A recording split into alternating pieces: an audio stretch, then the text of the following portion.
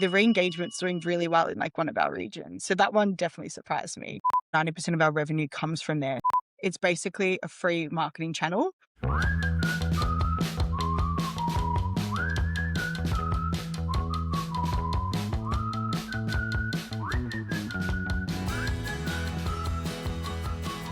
Here we go, episode number 3 of our 3-part series from KSID, and I am very excited to bring you today's guest, Dominic Moretti. She is the head of e-commerce and digital at A&S Labels, the Melbourne company behind Tiger Mist and I.AM.GIA. She started there, get this, as a graphic design intern 12 years ago. She grew with the business, which was founder-led at the time, and she left for a stint at Calibre before coming back in a bigger role, looking after both brands from a digital and e-commerce perspective. She is also a Klaviyo champion for 2026, which is how she ended up sitting across from me at 8 a.m. before the doors even opened at Klaviyo's Sydney Summit. This is the third of the 3 conversations that we recorded there. You heard from our Klaviyo Champions panel last week, and then from the Klaviyo co-founder, Ed, the week before that. And then this one just brings it home with a little bit more depth around how Klaviyo fits into the whole e-commerce ecosystem.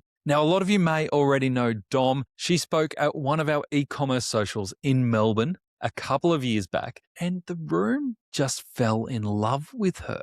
People were stopping her on Chapel Street weeks after, just recognizing her from the event. And I get it, because Dom cuts straight to what is and what's not working, and is just genuinely trying to be helpful for others in e-commerce. The one thing that stayed with me, and that was really mind-blowing going into this one, is that I.AM.GIA started in a lounge room in Melbourne's northern suburbs, and right now, 90% of their revenue is coming from the US. We get into how that happened, how Dom rebuilt the I.AM.GIA website from scratch in 12 weeks after making the massive call to scrap a project that had already moved into UAT. And then she talks about why they moved from Headless to Shopify native, how she's running CRM with open rates sitting at 50 to 60%, and what it takes to perform on TikTok Shop in the US. We're all watching that with bated breath. Now, just quickly, before we get into today's conversation, a massive, massive thank you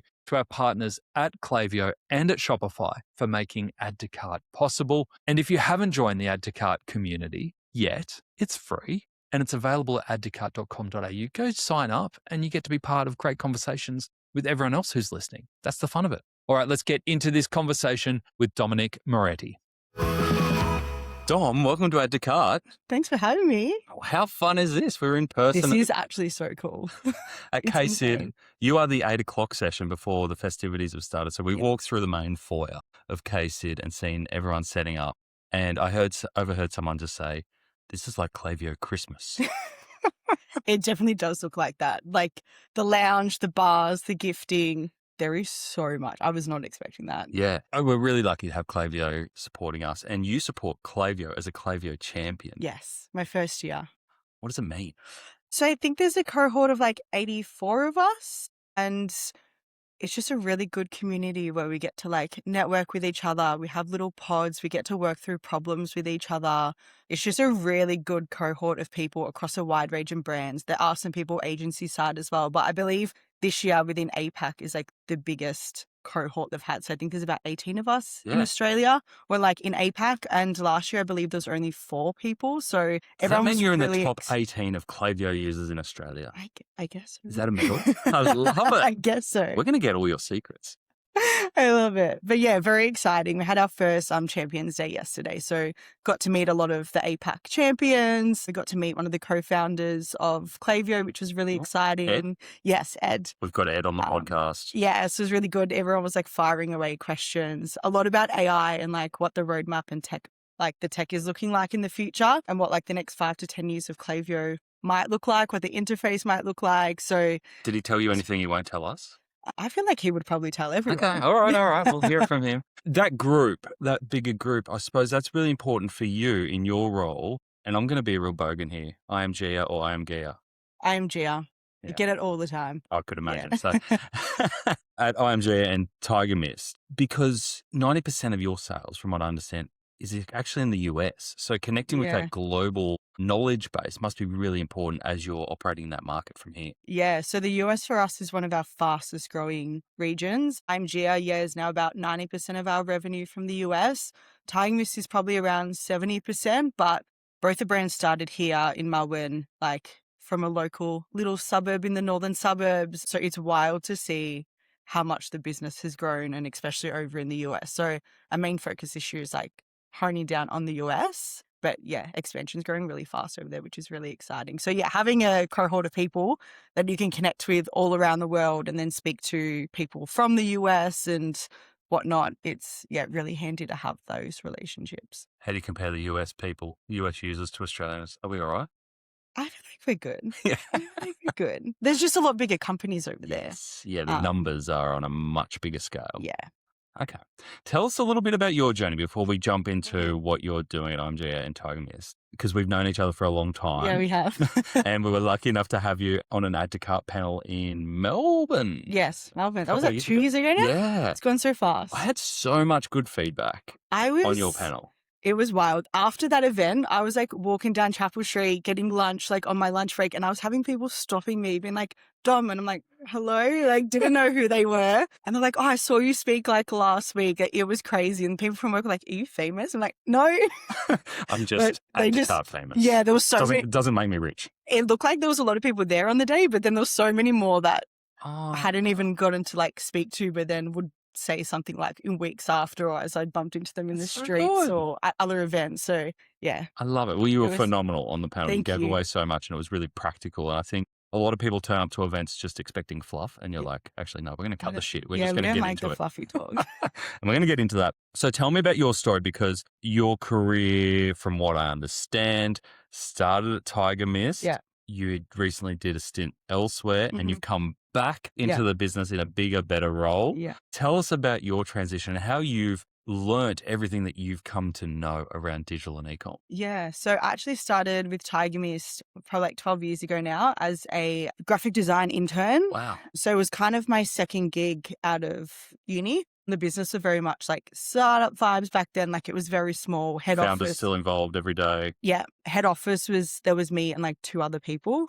So very small team. Like that was across everything to do with online, like the website, uploading products, like email marketing. Like there was just 3 of us. So very, very small. And I kind of grew as the company grew. So within that role went from like, graphic design intern to then like graphic design online coordinator. Then it was just like dabbling in email marketing, picked up like SMS marketing. So yeah, I kind of grew as the business grew. Like if someone had asked me at uni, like, what do you want to do? I probably didn't even know what e-commerce meant. And was that just a case of you just putting your hand up going, I'll give it a crack? I think when you're at a company that is small and like at that startup phase, the opportunities to just like double your hands in everything and learn and just like take on more responsibility is very easy. So very thankful for like having that opportunity to be able to do that. Yes, I kind of like grew with the company. Then like e-commerce managers did come in. So I had some good mentors over my time there. And I'd also say like networking and like the industry, like the e-com industry is so big, but so small at the same time. But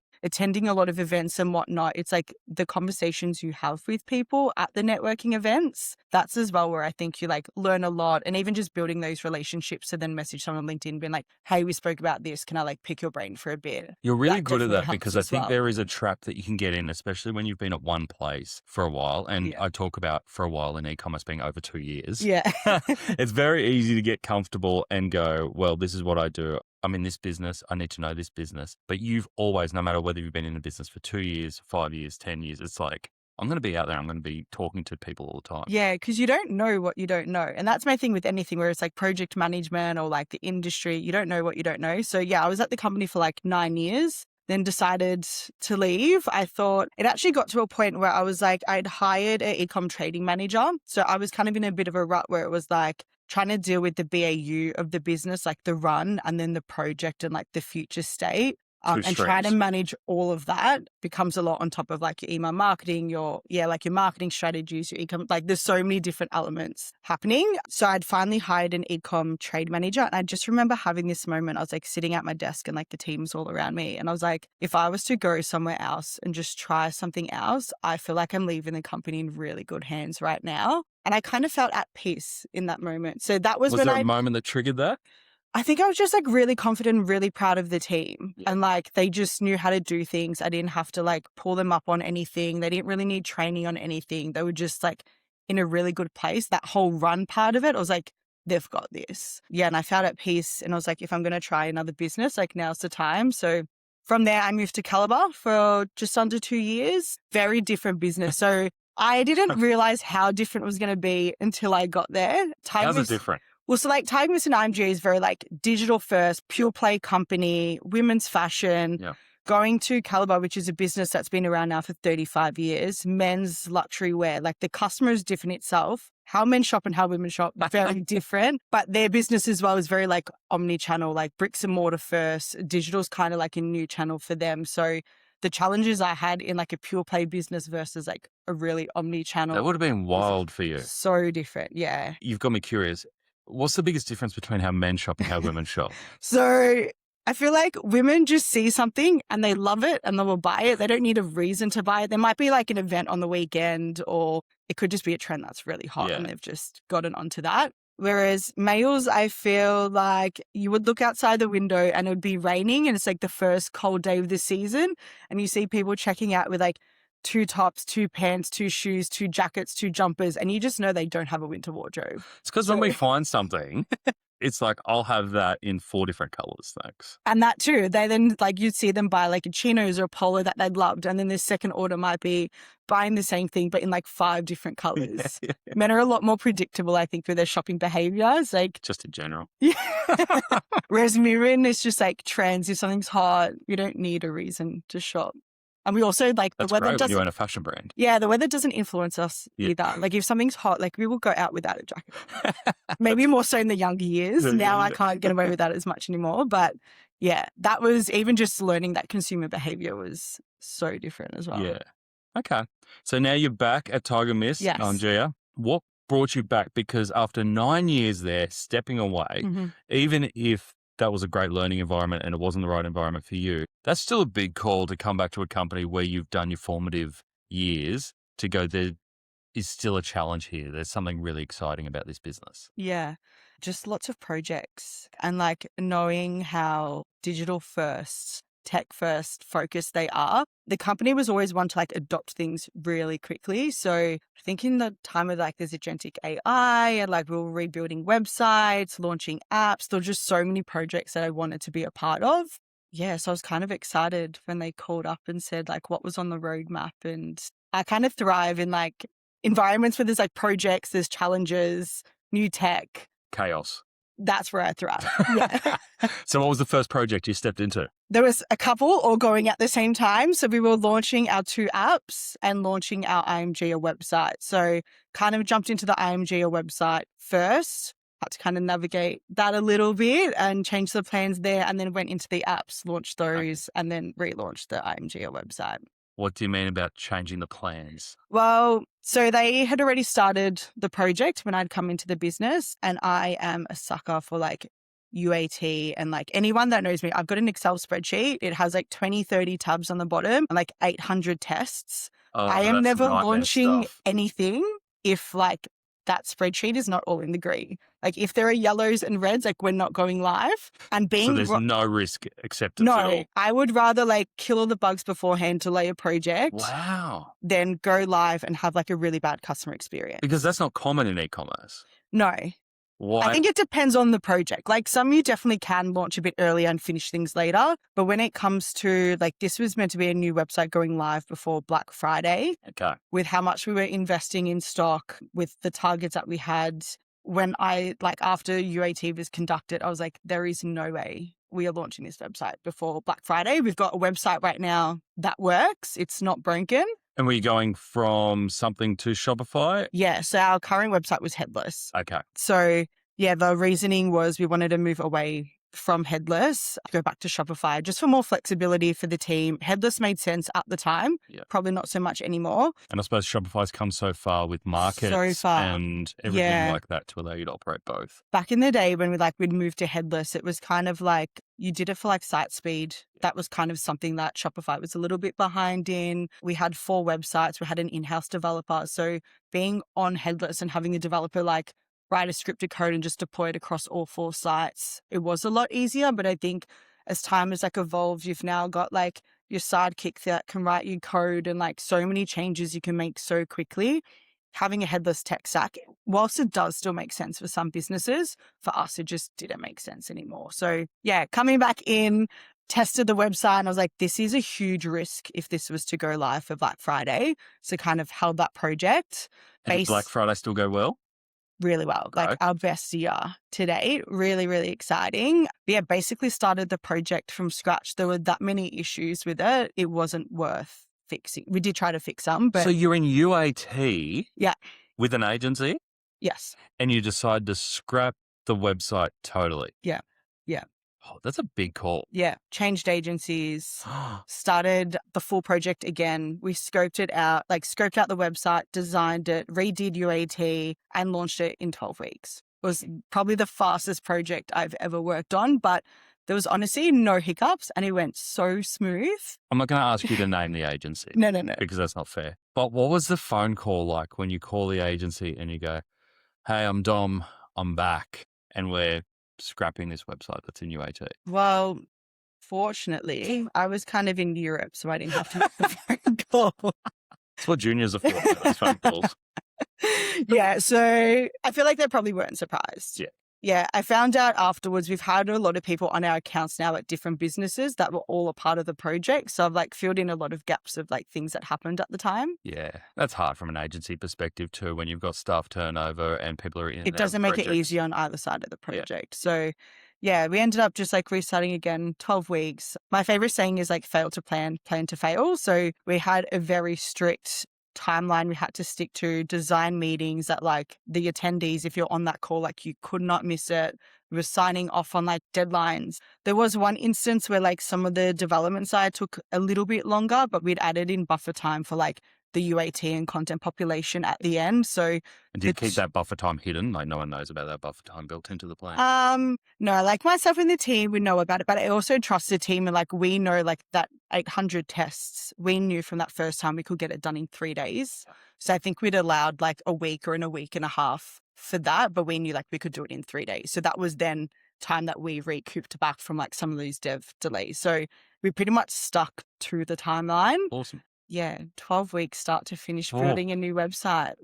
And this is after Black Friday? After Black Friday, yeah. So we ended up going live mid-Feb. Okay, mid-Feb 2026. Yeah. Okay, that's exciting. Yeah, so then whilst the developers were in the build phase of the website, so that's where I said we kind of like pivoted with those projects because we started like the scoping out, the designing, and then while they were in the build, which we're basically hands-off during that period, we were then building our Tapcart phone apps. Okay. We launched those, I think, first or second week of January. And then when they were launched, we then went back to like the content population and UAT of the new website and then launched that. So it was like 3 projects in a very short window of time on top of Black Friday planning and sales. Yeah.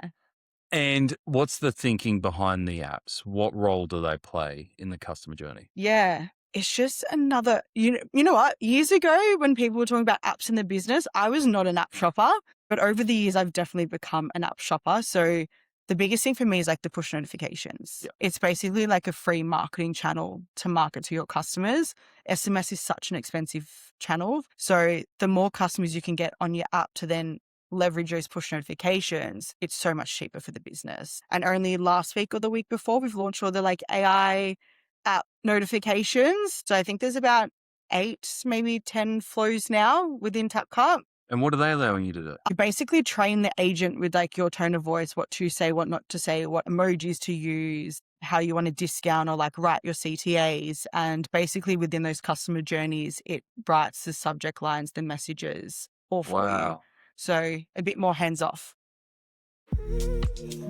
The market is shifting, costs are climbing, and the pressure to do more with less is very real.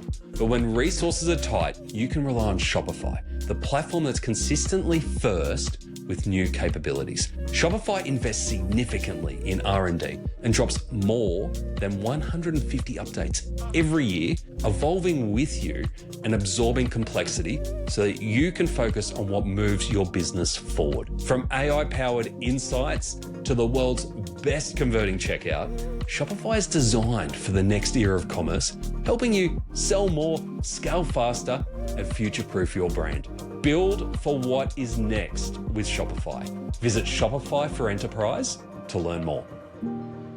What does the apps allow you to do in the customer journey? So if you'd asked me a few years ago, it was definitely not an app shopper.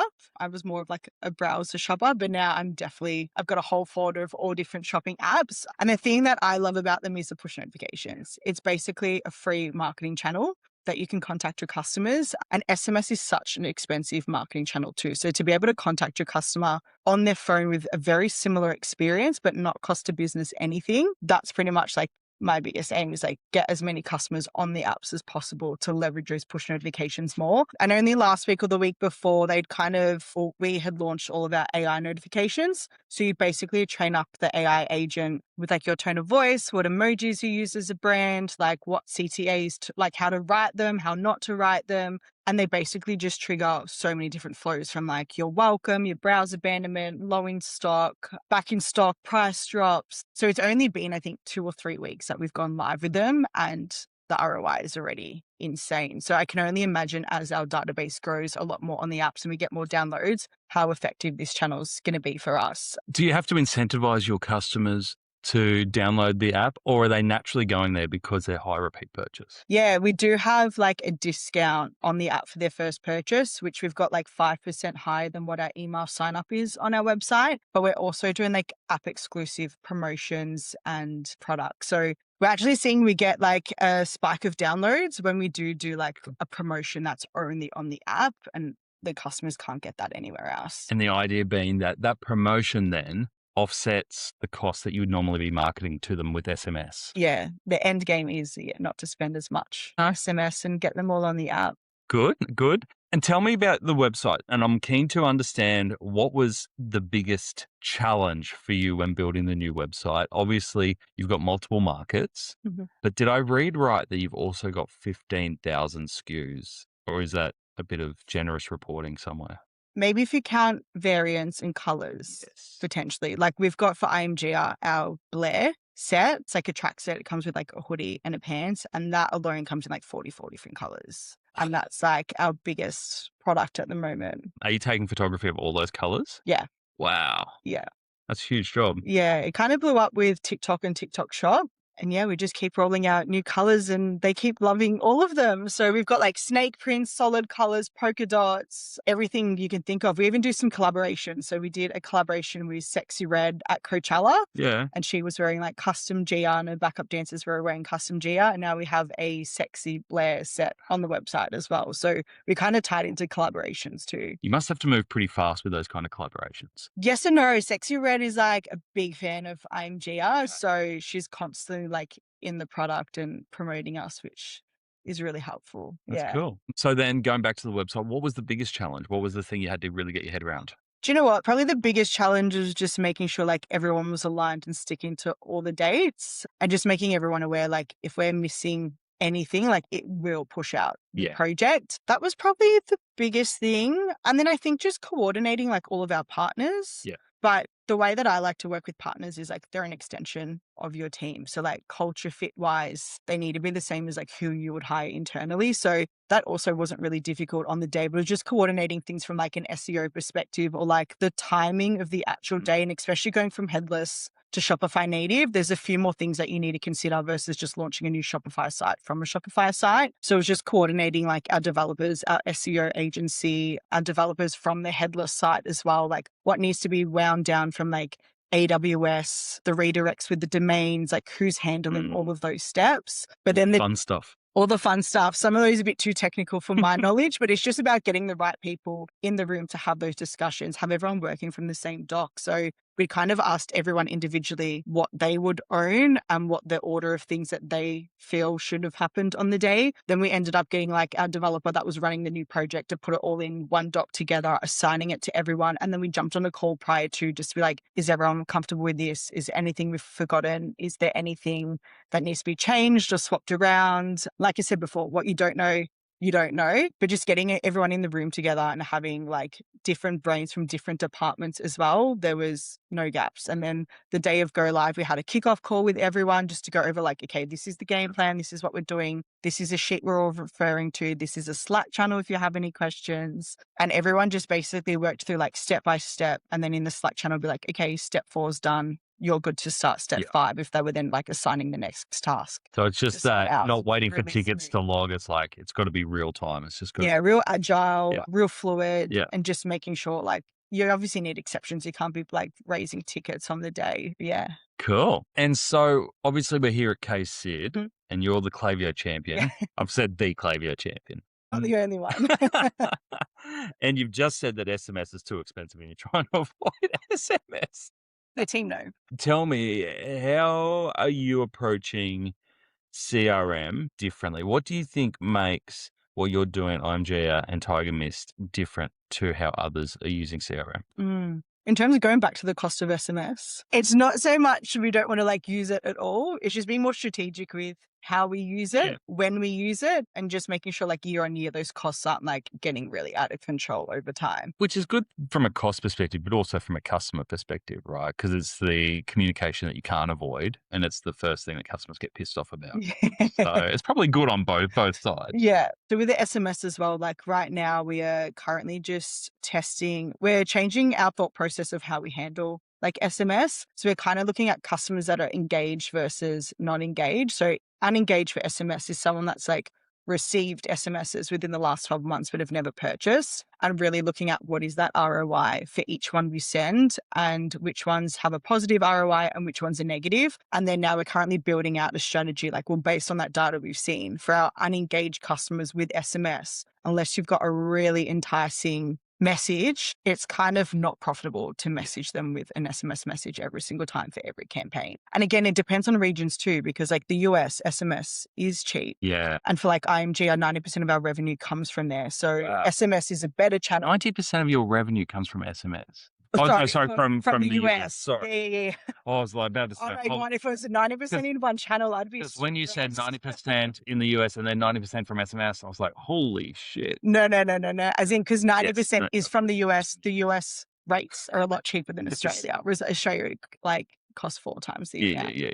So yeah, it's a lot easier for like I.AM.GIA versus Tiger Mist, which was a brand that started in Australia and was huge in Australia for so long. A lot of our customers are based in Australia or like APAC in regions that it costs a lot more. So yeah, we're just kind of working out now, like what are the messages and being more strategic with how we target them through SMS. Yeah. In terms of like CRM in total. So when I came back into the business, the team had done a migration to Klaviyo. I think it was around maybe like April, May. So coming back into the business, I had learnt Klaviyo at Calibre. Because prior to that, Tiger Mist and I.AM.GIA were with the masters. So coming back into the business, already knew like the system, how it worked. But my number one thing, especially before Black Friday, Cyber Monday, was we need to get flows in this system ASAP. So I think we ended up launching about 13 or 14 flows right before Black Friday because there was so much happening in the business. We're investing a lot in like paid marketing and SMS. It was like, we need to make sure if we're getting these customers to site, we're then still constantly targeting them through other channels if they don't convert. So everything from like your welcome flows, your cart abandonments, your browse abandonment, checkout abandonment, like all the flows you can think of, server-side tracking flows, Klaviyo flows. What's your most underrated flow? Do you know what? We recently launched a re-engagement flow. And for, I think it's our Tiger Mist rest of world region, that's now our best performing flow. And all it is we're looking at customers that haven't opened or clicked an email in the last 90 days. And we just show them, hey, this is what you've missed. This is what's new. This is what's hot. And it's our best flow at the moment. Really? Yeah. Directly converting to sales or engagement? That's pretty amazing when you might have just lost those customers totally. And there's no discount. We're just literally just showing them what's new and what's hot. And that's all. I was shocked. I had to double check the numbers when I saw it. I was like, how is this beating like our welcome flow? Like people come to site, they're engaged, they sign up to your welcome flow, use a welcome discount. But Yeah, the re-engagement's doing really well in like one of our regions. So that one definitely surprised me. Do you know what kind of subject line that's got? Because I could imagine that's got to have some sort of really strong hook. I to have it honestly think it says engaged. something like, this is what you've missed Yeah. recently. Something along those lines. It's hard to remember them all from the top of my head. I would There's not like expect you to. 200 or 300 emails in total across them all. But yeah, I think it's something like, this is what you've been missing, or like, Wow. this is what you've missed. Yeah, okay. And how are you thinking about your customers? Obviously, you've got two very different brands that have two very different personalities, all in fashion. But how are you then taking that down a level and segmenting customers? You talked about engaged versus disengaged. Are there any other key segments for you? To be honest, not really. We're kind of still doing a bit of like, From a Klaviyo champion, everyone. kind of still doing a bit of it like a batch and blast. You know what though? Our open rates are still really good. And like even during Black Friday, we work with some agencies and they were kind of telling us how a lot of brands in the US are not just sending one email anymore a day. They're sending like 6 or 7. I was a bit nervous to do that, but some days we did do 2 or 3. Yeah. And like in terms of unsubscribes, like wasn't really any changes there. Open rates were still high. So I know we do talk about segmentation a lot, but if your customer's that engaged to open your content anyway, I'm kind of okay with it. And what do you consider a good engagement rate in terms of open or Yeah, we're like unsubscribe? 50-60%. That's huge. Yeah. So like if I saw that dropping, I'd be like, all right, we need to do more segmentation. Sometimes we will have like, there might be a promo on a product or something's back in stock and we're like, okay, very strategically, like these are customers that have shown interest in that, or they've got that on their wish lists that they've saved. So like, let's target them to be more direct. But for the most part, if you're talking about like new arrivals or a promotion, our customers are still eager to like open. And obviously, I know you were provocative there saying that we just batch and blast, but that's in amongst a whole bunch of flows as well. So you're getting personalized emails. Yeah. And when I say batch and blast into as well, I have like, we've got engagement segments where we are looking at like people that are engaged or subscribed within like 0 to 30 days, 30 to 61 days, 61 to 91 days. So there's that kind of segmentation happening. And with deliverability as well, like we do change that weekly if we're seeing like, okay, this segment's not doing that well, let's drop them out for a little bit and then re-put them back in. So it's not completely batch and blast our whole entire database. But don't get too pretty about it. Yeah. Like just some people overanalyze it. Keep it simple. It is a volume game at the end of the day. So the less people that are opening, the less people are clicking, the less people are converting. Yeah. The less money you're making. Exactly. Tell me about the audiences. Is the Tiger Mist audience slightly older than the I.AM.GIA audience? I would say younger. Really? Yeah. This just shows that I know nothing about fashion. I looked at both sites and I was like, oh yeah, this seems to be like more mature, but tell me more. Yeah, we actually, as of last week and this week, have sent out like a customer survey to customers. I was also thinking the Tiger Mist customer was a bit older, but just like scrolling through the data, we'll obviously put it and consolidate it all once the survey is over. We'll run it over a certain number of weeks. But I think the average age I was kind of seeing was like 23 for Tiger Mist. So she's definitely younger than I thought. Yeah. Is that a good thing? It's probably just the way of thinking when it comes to marketing. Like for myself, I've been with the brand for so long. Like I was a customer then, like I still buy from us now. Like my top is I.AM.GIA today. So you kind of think that the customers has like grown older with the brands, like myself. But I think because of acquisition and how much we are acquiring. I mean, that's a testament to you because you see a lot of brands either having to totally reposition as their customers transition with the brand or they just become irrelevant because they've lost their audience because they've moved on to something else. Yeah. So I do see like the Tiger Mist customers like a bit younger. I.AM.GIA is a little bit older.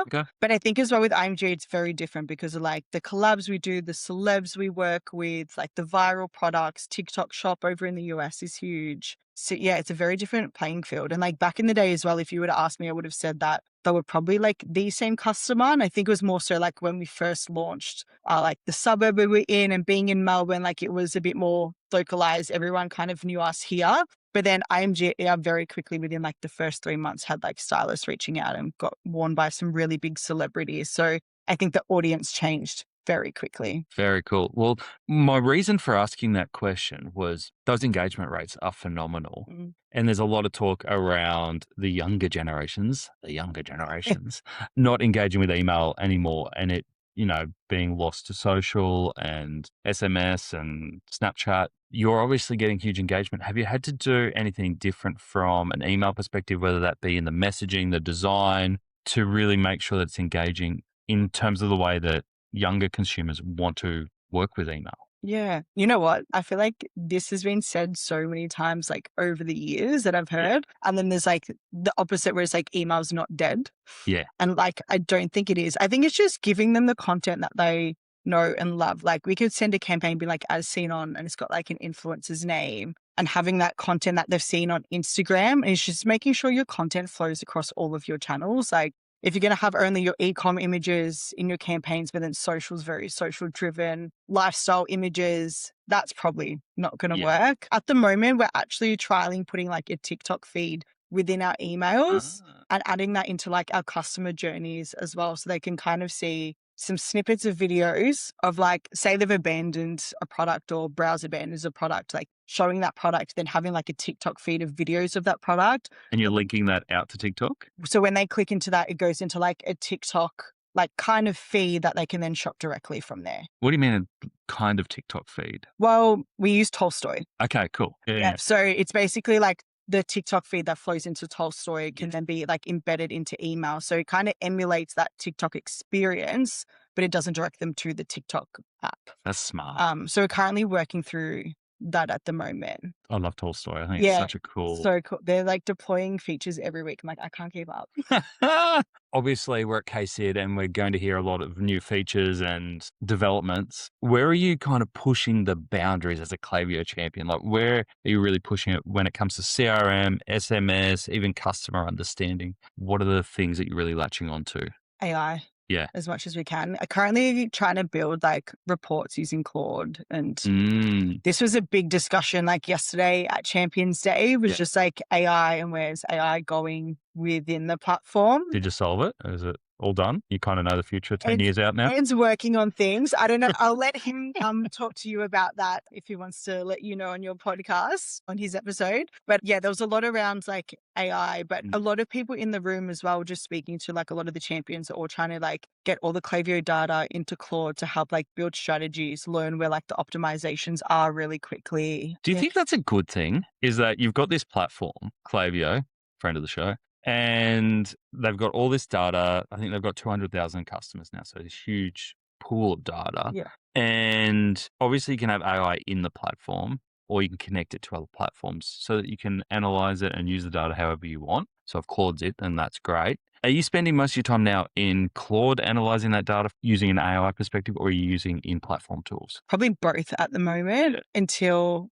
kind of get Claude exactly where we want it to be. But the aim would be kind of like every Monday, it just like spits out a report. You don't even need to prompt it anymore. And it's saying like, these are your opportunities. But as well, if using Claude and having like your whole ecosystem connected to that as well, it has more of your whole business perspective versus just what's happening in Klaviyo. Because attribution as well, like AI within Klaviyo is going to tell you what's just happening in Klaviyo. But we all know attribution, you've got like paid meta ads, you've got so many other channels. What things look like in one platform doesn't necessarily mean that's what's happening in the whole business. Using a system that is connected to everything else, I think just gives you more of a holistic view. And then it might also see like, well, this worked for this channel and this channel, so like maybe use that for this. So it might help drive decisions that you might not see holistically looking at Klaviyo alone. Because I'm assuming you've got Shopify data coming in there as well. We've got Shopify data. I.AM.GIA just had like a pop-up over the weekend. So POS is new for us as well. We've got TikTok Shop, which is quite a big channel for us as well. Then we've got like organic social channels, your paid channels. Yeah, there's I mean, the Claude.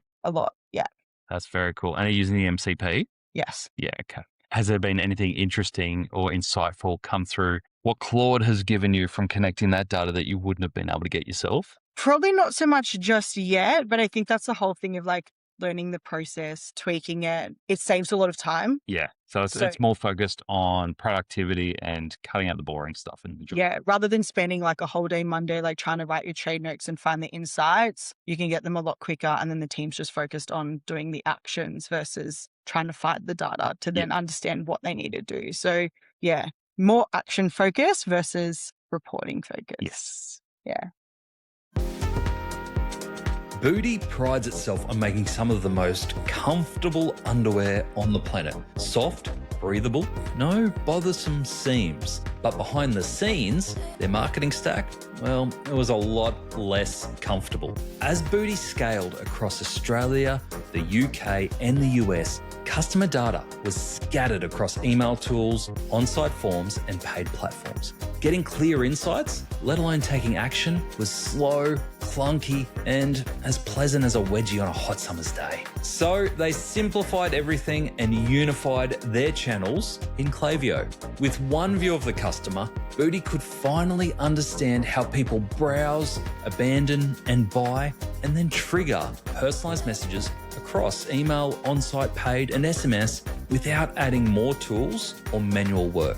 The result, an 87 times ROI from Klaviyo year to date, a 10% lift in retention year on year, and a 34% increase in high intent customers in just 90 days. Turns out, when your marketing platform is as comfortable as your product, growth feels a whole lot better. If your stack is causing friction, head to klaviyo.com/au and see how brands like Booty are scaling comfortably. Klaviyo come out with a whole bunch of tools, including one that looks fairly interesting, but I haven't used it myself, called Composer, being able to generate emails using those connections. Have you played around with that at all? No, that was a big talk yesterday though. Have not used it yet. Keen to see Keen to hear how from it you. works. Yeah. I was kind of saying yesterday, like having all of your email flows, and like I mentioned before, we've got like 200 to 300 different emails across like, we've probably got like 16, 17 flows now per account. We launch campaigns really frequently. So between like 4 to 6 weeks on average, like a new campaign. So having to go into your flows to update the creative with new content every time, it's a lot of work. So potentially using something like Composer or potentially whatever the AI, wherever it takes it in the future, being able to just upload all the imagery and it change all your flows without having to go into each and individual one. How are you going to manage that imagery? Because I've been working in businesses that have the opposite problem, that they're like, we've got all these tools that can generate all these images for us. We need base imagery to work from. They're like, our base imagery kind of sucks. Like, we need to actually go out and do a whole bunch of photography and stuff to get the base imagery right. I can imagine that's not a problem for you with all those like products. Content goal. Yeah. How will you point the AI to kind of use the right images? Yeah. I feel like we would then probably have to manage like a folder of like, these are our selects and it just uses from the selects. But we kind of do that anyway. Yeah. Like when we go to a shoot, the social creative team will have like their favorite selects. So I guess, just as long as it's got your brand guidelines, it knows your tone of voice and it's got your selects image, should be foolproof. Should be fine. What could go wrong? Obviously you need to like review things all the time. Same with like the AI notifications with Tapcart. Like with the agent, you might like read a message and then you go back to the agent and be like, hey, I actually really don't like this or do less of this. So it's about training the agents as well to then perfect it. Like you can't really set and forget. No. How are you checking in on them? You mystery shopping your agents? It's just a matter of like spot checking and constantly jumping in and checking just to make sure it's still on the right track. Yeah. And previewing, like you can preview everything it sends out. You mentioned TikTok Shop, obviously huge for you in the US. Yeah. Australia, is it ever going to happen? We've asked TikTok. The answer is one day. They don't have a date. Been saying that since 2023. I know. Yeah. But what have you learned around using TikTok Shop in the US that you think could be useful for Australian retailers if they're starting from a standing start with TikTok Shop? Where would you just go, you've got to do these 3 things? Yeah. I think in terms of product enrichment, super important. Okay. And even like your image selects, TikTok Shop has a lot of rules around things. So if you've got a dress and you've like the image that's on the front, say you've got a dress and it's like a really sexy back, but it's a maxi dress, but you want to highlight that, it won't allow that to be published online because you need to see the full dress. And all the product enrichment as well. It asks for a lot of details. And that's the thing as well, when you work with marketplaces in different channels, product enrichment is so different across the board. So I think if you're not there yet or want to be prepared for when TikTok Shop comes here, maybe just investigating like what are all those product attributes and start building that into your website now.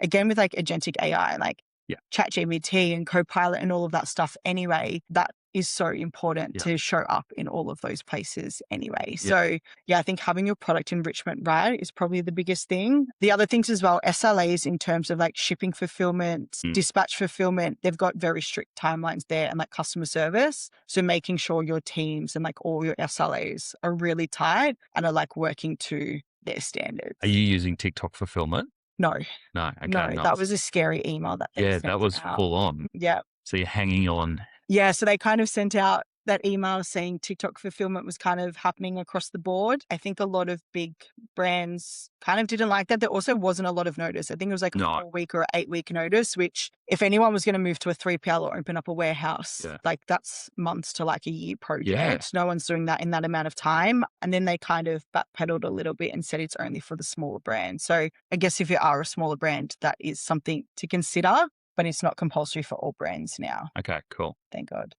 Thank God. So product enrichment, fulfillment, SLAs, anything else that you think people need to be on the front foot for TikTok Shop?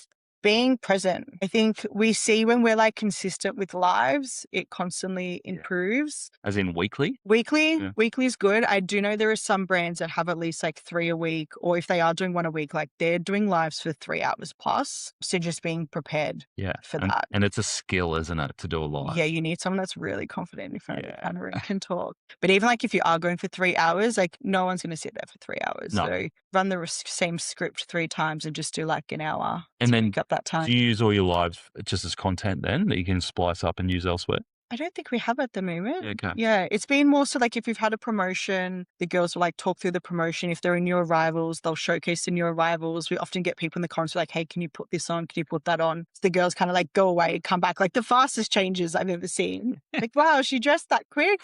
So they'll kind of like model the products in a live environment and they're very interactive to like answering the questions that the customers are asking, trying things on of what they want to see. I can imagine you've got a license to have a bit of fun there. Yeah. Yeah. Yeah. Yeah. Don't take it too seriously. It's a fun environment. You can't Yeah. be too serious on TikTok Shop. Yeah. Great. I've got a question, and this is probably the most boring question I'm going to ask you around product enrichment, because I was on your site before, and obviously brand new sites, and I was looking at them, and your product descriptions are actually like you don't have long text. You've kind of got like 5 bullet points on the products that I looked at. Mhm. And there's not a huge amount of detail on anything. It's really short, sharp. So from an SEO perspective, I'm like, oh, how does that work? And then I'm like, I'm interested in the thinking behind that, because is it that your customers just want the visuals and they want enough text just to go, cool, ticked, show me what it looks like? Yeah, they are a very visual person. We always joke in the office that our customer doesn't read until she wants to. Yeah. But yeah, we have like our dot points. I think on one of our websites, we do have like a little paragraph, but the dot points as well with like Agentic AI, it's actually preferred Yeah, okay. that way Yeah, versus yeah. like a description. It just wants key details, really easy to read. We do also have a lot of like metadata and meta fields in the background as well. So there's a lot of tagging happening. There's a lot of metadata. So in terms of like SEO and Agentic AI, there's a lot more information that it can read as well. Whereas the front website is just kind of like the key details they need to know about the product. Yeah, cool. I was looking at it.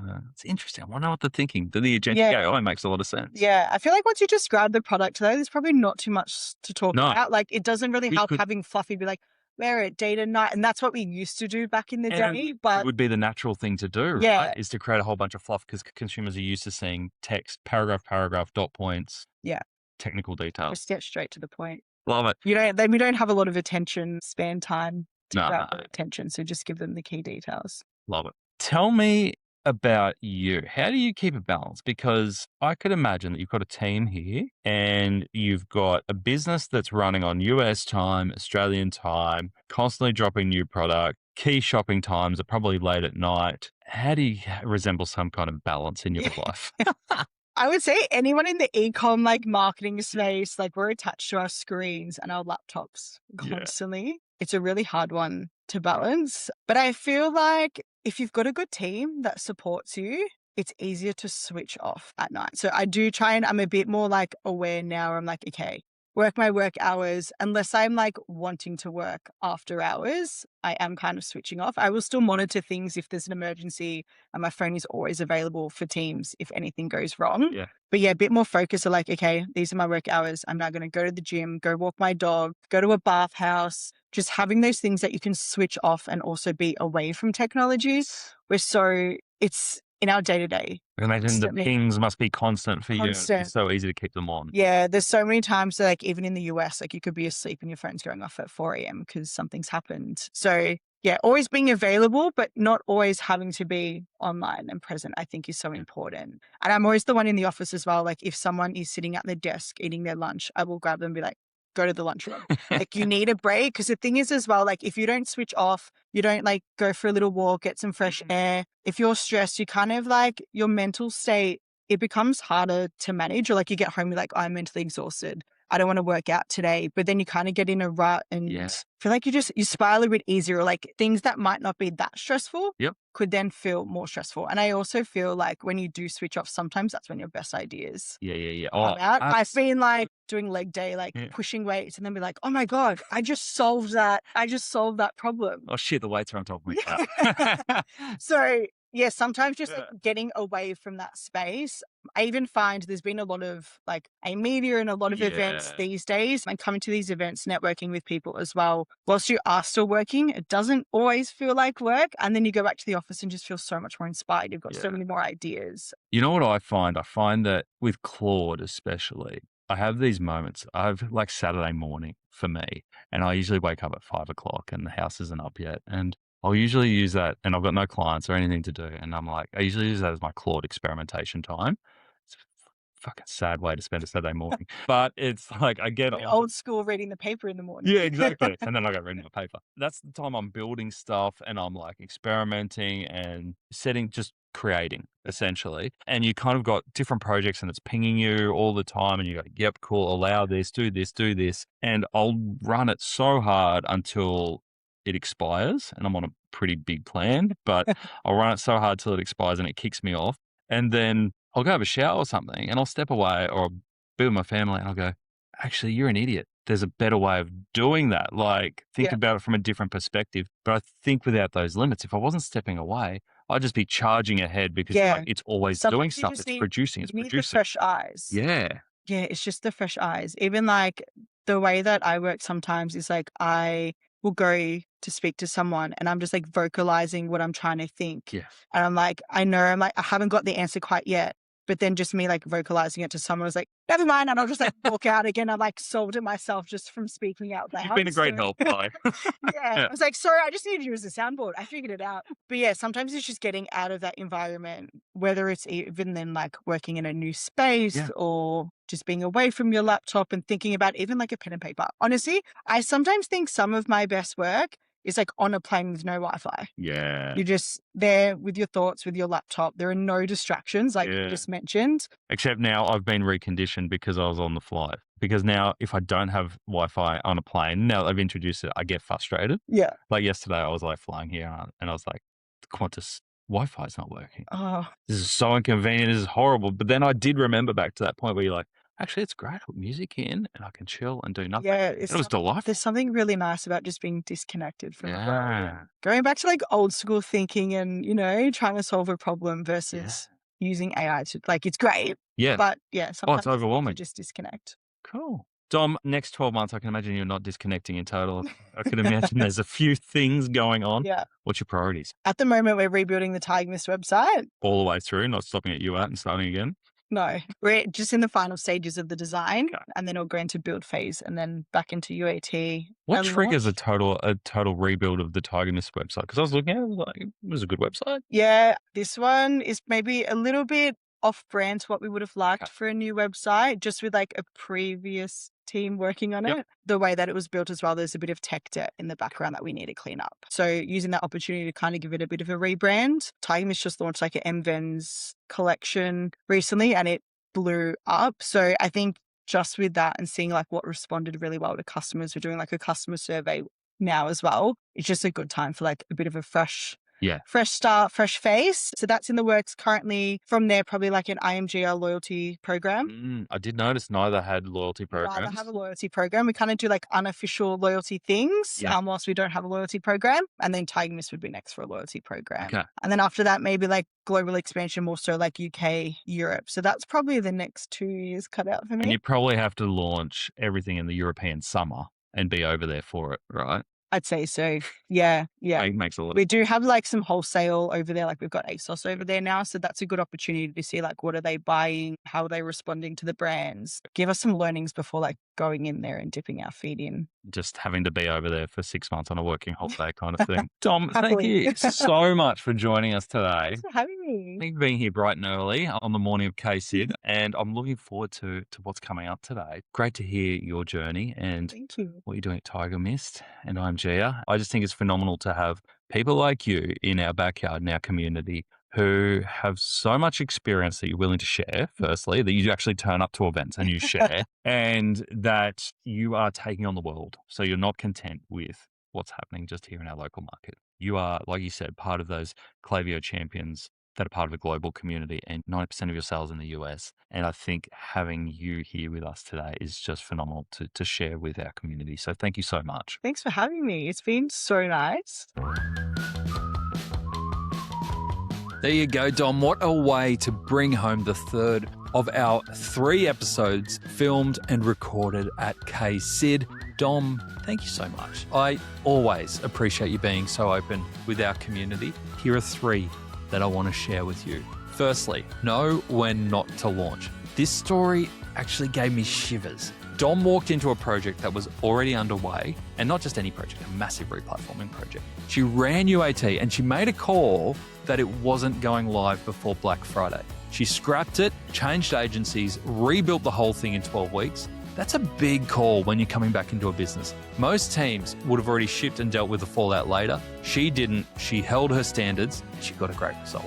Secondly, build your re-engagement flow. We talked about this in Ed's episode 2 episodes ago. You don't even need a discount. You don't even need urgency. Dom said that this is her biggest, best flow, and just showing customers who hadn't opened in 90 days what they'd missed brought them back in and brought more revenue in. For one of their regions, it's now outperforming the welcome flow. If that's sitting on your list, if you've got customers that are just disengaged and you think about deleting them, don't delete them. Go send them, go set up a flow to re-engage them, tell them what they've missed, bring them back in. Thirdly, Dom talked about apps, still kicking around apps as the long game on owned channels. I'm not sure Klaviyo will be overly impressed with me sharing this, but push notifications, they're not free. And that was the reason for Dom and the team really pushing into the app space. SMS in Australia costs about 4 times what it does in the US. And Dom's strategy was really clear. Get customers into the app, use exclusive promotions to drive downloads, and over time, shift the balance towards channels that you control, similar to what you're doing when you're trying to bring your social audience into email. That's effectively what Dom was trying to do, is bring your SMS customers into the app. When running the ROI math, you've got to think about what those promotions cost you, but then what you can save on SMS if you get those push notifications enabled within your own app. A big thank you to our partners at Shopify and Klaviyo for making Add to Cart possible. We appreciate your support. Special shout out to Klaviyo for making me feel so welcome and for giving us access to some of those most amazing talent over the last 3 weeks. Think Ed, think Lockie, think Alice, think Hani and Dom. 5 amazing and smart Klaviyo people who are on the tools every day. You don't get access like that everywhere. Thank you to Klaviyo for supporting that. Until next time, we'll be back with regular programming on Add to Cart.